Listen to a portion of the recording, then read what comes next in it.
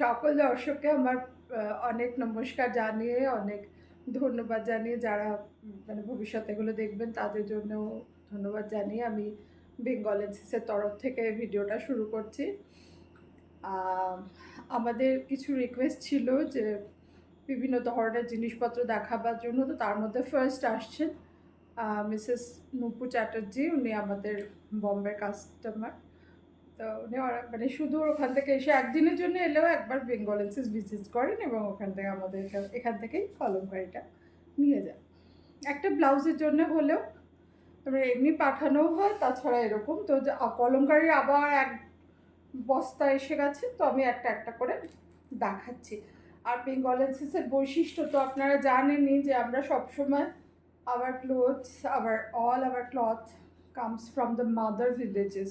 একদম ভারতের যে প্রত্যন্ত প্রদেশে যেটা যেটা তৈরি হয় আমরা সেখান থেকেই আনি। কলমকারি সবার জানা যে এটা একদম 100% কটন তো হবে, অরিজিনাল যেটা।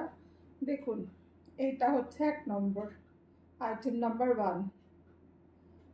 এটার মধ্যে ব্লু কালার, এর মধ্যে হ্যান্ড ব্লক করা আছে, পিওরলি কটন তো বটেই, তাছাড়া যেটা সবচেয়ে বড় কথা সেটা হচ্ছে যে ভেজিটেবল ডাই দিয়ে এগুলো বানানো হয়।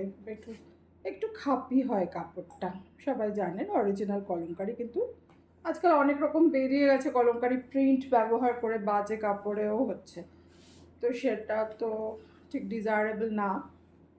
তো এটা হচ্ছে 1 নম্বর। কেমন? Item number 1। আইটেম নাম্বার 2তে দেখাচ্ছি